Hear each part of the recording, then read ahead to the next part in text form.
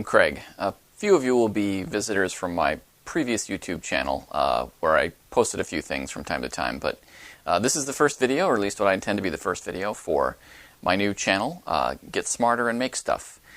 As I've said on the website, getsmarterandmakestuff.com, I basically have two goals when it comes to my hobby time. To get smarter and to make stuff, although not necessarily always together.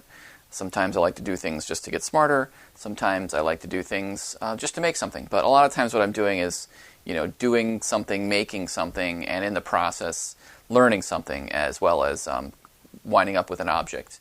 Hoping to do quite a few of these videos over the coming weeks, months, years. But I thought I would start today with a little bit of a shop tour. We're here in my basement shop at home. It is crammed absolutely to the eaves with all my various hobbies and projects and tools and whatnot. So I thought we would start by taking a look around and having a gander at the setup I've got going in case that's of interest to anybody. The cornerstone of any woodworking shop is, of course, the workbench, particularly if you're using hand tools extensively, as I do. Here you can see my bench, and I'll go ahead and pan a little bit here so you can see the extent of it. Maybe we'll start down this end. So here I have my bench hook, which is just a simple piece of wood with a cleat screwed to the bottom so it can go up against the edge of the bench, and then two pieces of wood with a slot that I've cut on them. It's starting to get kind of ragged now. I've actually set mine up so that you can saw on either the back side or the front side. Front side is for push style Western saws, but I also make use of Eastern style pull saws, and so you can put the piece of work in the back there and the force of the saw will carry it against the back. Very, very crude. You can see I didn't even bother to plane these down, but it's used enough that I have it out here pretty much all the time.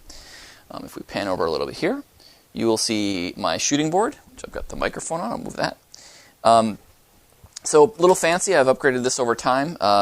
I did indeed buy the Lee Valley shooting plane, which is really, really nice. Maybe it's the Veritas shooting plane, I'm not sure.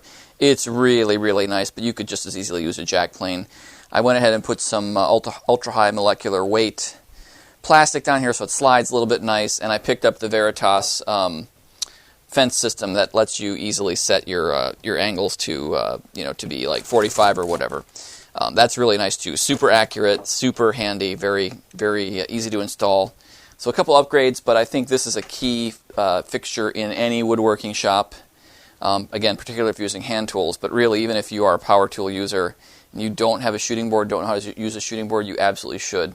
Lots of great videos out there on how to make those and use them, but highly, highly recommended. Pretty simple to assemble, and there's nothing like being able to take a board when you're done and shorten it by 4/1000ths of an inch at a time, sneak up on the exact right length you need, as well as making the end square and clean. Let me go back here and pan over a little bit more. The main other feature of my bench is the vise. You can see that there. I believe that is also a Lee Valley, pretty nice face vise. I make pretty extensive use of that, like it a lot.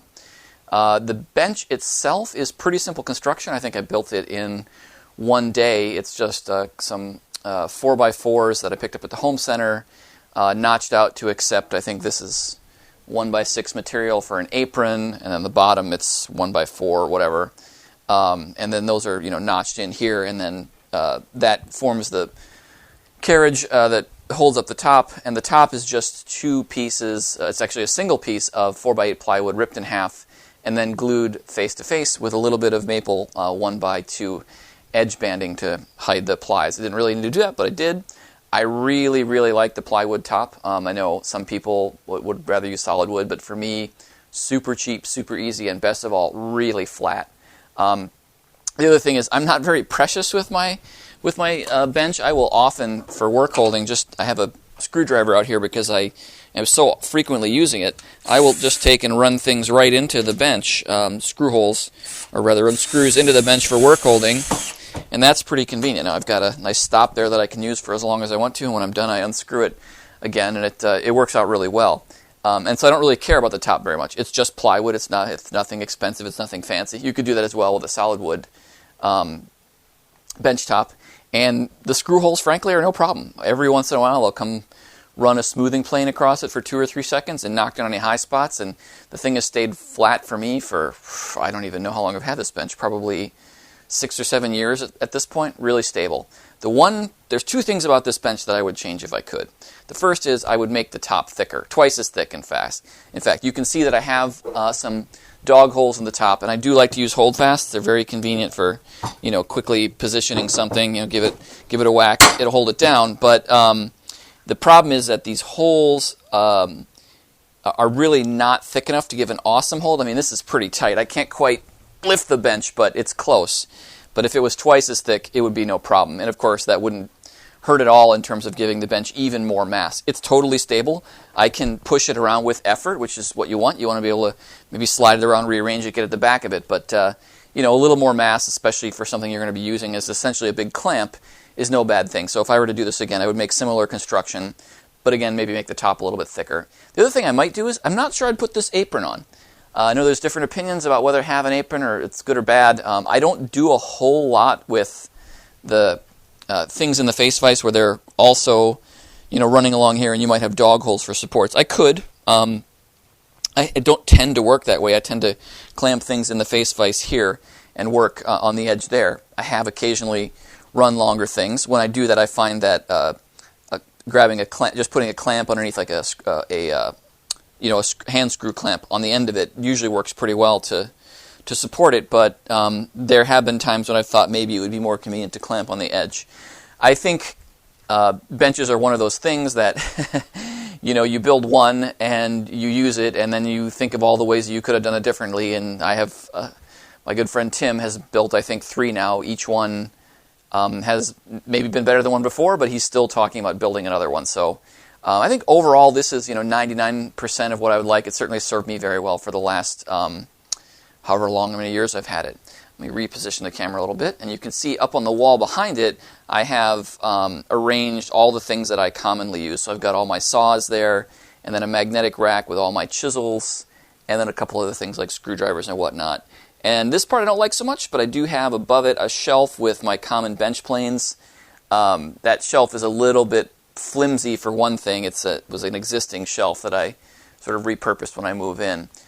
It is convenient. It's pretty easy to reach up and grab my scrub plane, put it back.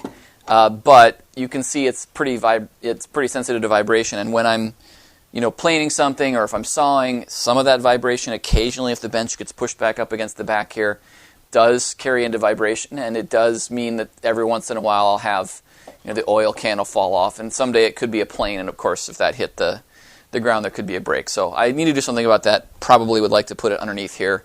You probably saw underneath the bench is a big giant dump right now. That's another place where I could improve things. But this is where a lot of the woodworking takes place, and I'm pretty happy with it. Having all of the chisels and planes and saws that I commonly use in easy reach is pretty great, and being able to attach things directly to the bench top, also very, very convenient. If we move to the left of the bench, we come to a couple things. First, I have a clamp rack there, which is just some 2x4 screwed to the wall. I've got a Canister Vacuum, which is the vacuum made, I forget, I'll put a link in the video notes that says exactly what it is. I really like that thing. It has a lot of suction. It's hooked up to a Oneida Dust Deputy down below. You can't really see it. Very, very handy for vacuuming the bench clean of stuff. The hose reaches everywhere in here. It's a 30-foot hose. I think it reaches absolutely everywhere here, including into the back. And then moving on a little bit to the left of the clamps, we have my mill. Fairly recent addition. It was very challenging to fit this in. You can see the part right there. It's G0758Z. The Z is because of DRO. The DRO is a really cheap little grizzly thing. I think if I had to do it again, I would probably shell out for a better DRO. But it works well enough. It is a very small mill, but even entry-level metalworking machines are fairly expensive, certainly compared to hand tools for woodworking.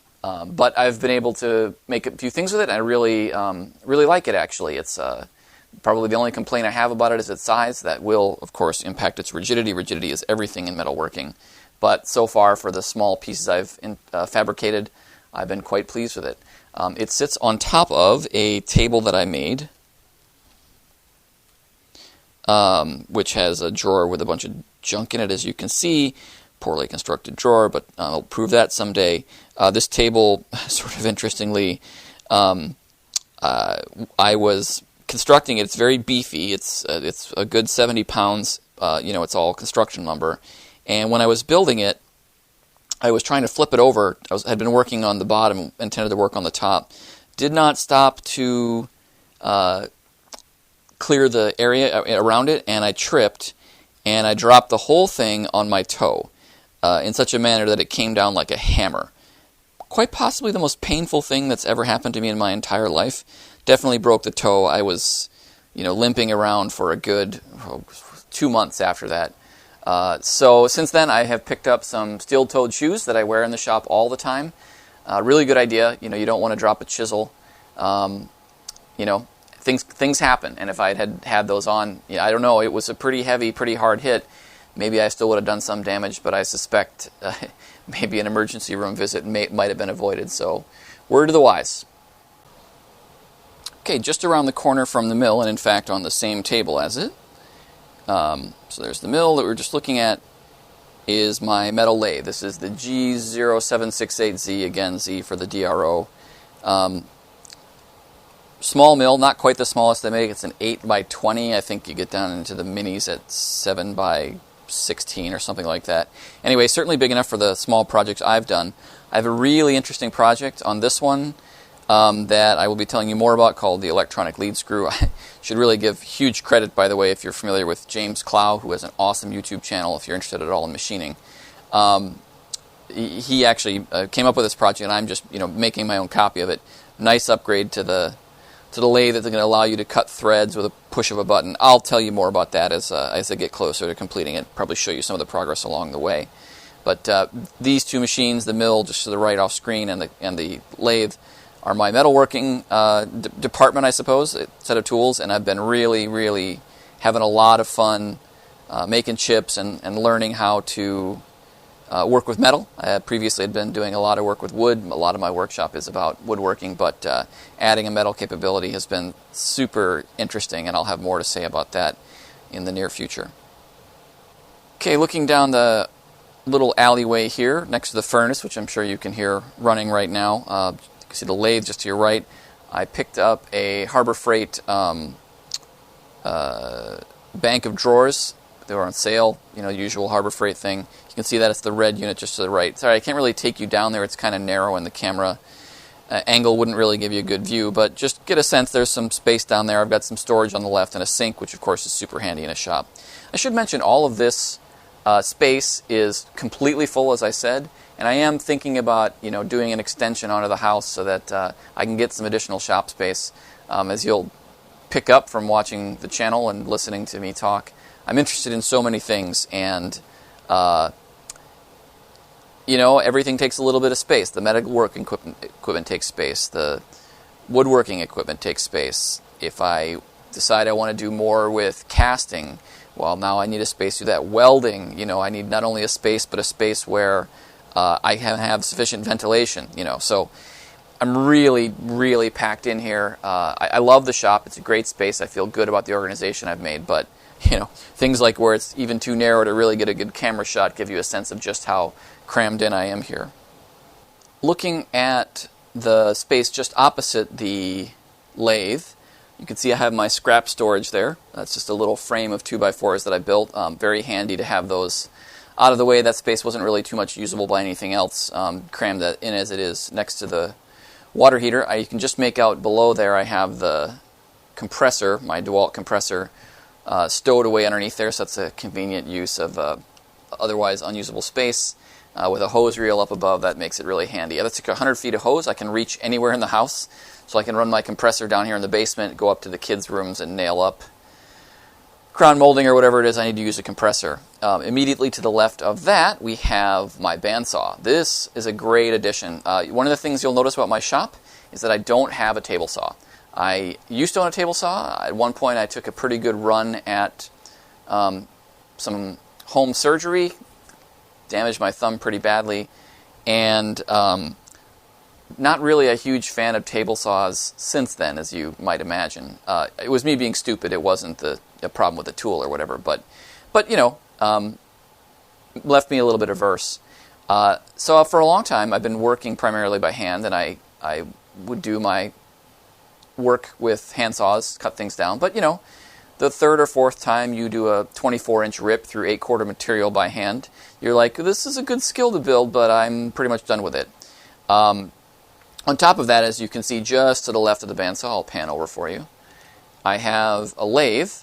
In fact, this is my third lathe. I started out with a little jet pen lathe, which I really enjoyed doing stuff with.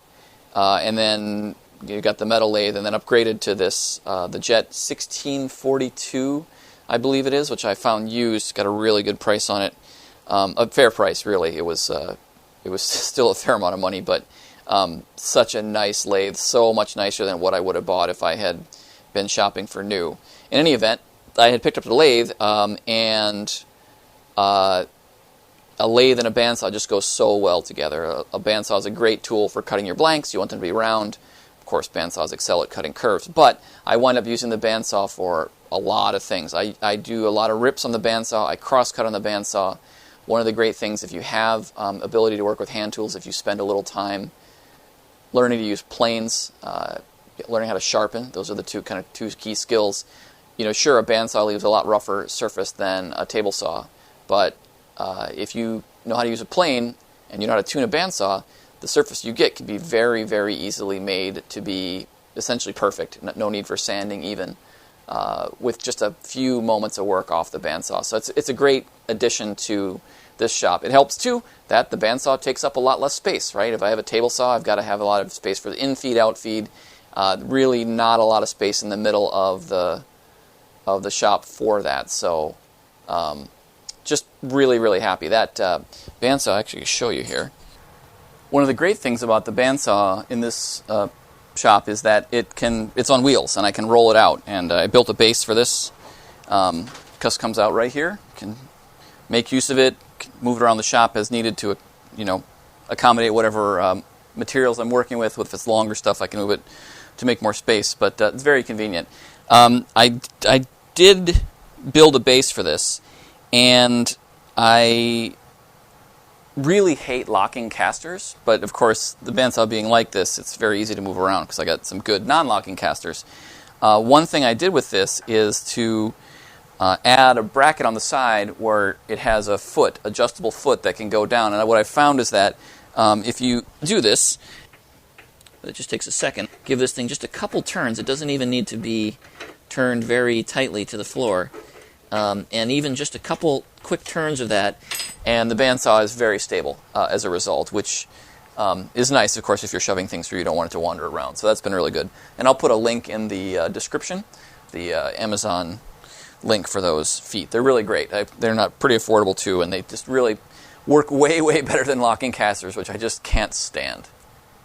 Finally, over here we have, as we come around to the left of the lathe and back around to the other side of the door from the bench, we have a couple things. We have to the right there, with the green thing sitting on top of it, is actually my CNC router. That is the mostly printed CNC router, the MPCNC. It's a really cool project. You can look for V1 Engineering, and I'll put a link down below. V1 Engineering, MPCNC. You 3D print many of the parts. You can see the red and black plastic parts there are 3D printed. The silver parts are simply electrical conduit that you can pick up at Home Depot for like $20 all told, and then there's some electronics components that you need to acquire, and he sells a kit. It's pretty reasonable. The result is a pretty reasonable CNC router. You can see that yellow router kind of in the back there, just about here, is just a trim router, a Dewalt trim router. I think it was $70 or $80. So the whole setup is under $300, and it's a fully capable CNC router. You can actually mount a laser in it. You could, in theory, mount a plasma cutter in it. You can mount a pen. It's actually one of the test setups I did was to put a little pen in there, and it's a large format 3D plotter. And you can make this thing any size you want. Mine's about 2 feet by 2 feet. You could make it bigger. It does start to run into rigidity problems as you get larger than that. This particular format is ideally suited for somewhat smaller, in the kind of 18-inch range, and I did push that a little bit. But I've been really happy with it. I've been able to do some simple sign carving and a couple other things, and I'm sure we'll be talking more about that in future videos. The green thing in the middle, this weird-looking thing right here, is a Mars 2, an Elegu Mars 2 SLA printer, which I just picked up. Could not resist the price tag on these SLA printers. They're just so affordable right now, and the resolution is astonishing. I'll put a picture in here of the test print that I did, and you can just see that the whole thing is approximately 2.5 inches high, whatever that is in millimeters, I guess 60 millimeters or so. And the level of detail is just astonishing. One of the things that I really want to be able to do is to use printed parts like that and then do lost plastic casting, similar to lost wax casting, to be able to fabricate parts in aluminum, most likely. Steel's a little bit harder to work with for the home hobbyist, but be able to cast pulleys and gears and things like that, possibly. I don't know. Maybe that's foolish. Maybe the process won't work, but I'm definitely going to experiment with it. To the left of that, of course, we see the drill press, workhorse of any shop. And then the last thing going around the perimeter of the shop here is just some storage for all my various paints and little finishes and little pieces and parts and bits and bobs. So that's really it. That's the tour of the shop. Hopefully it makes sense. I'm sure we'll be seeing more of this as I get into actual videos of me making stuff, and hopefully getting smarter. So thanks for visiting. Get Smarter and Make Stuff YouTube channel, and see you soon.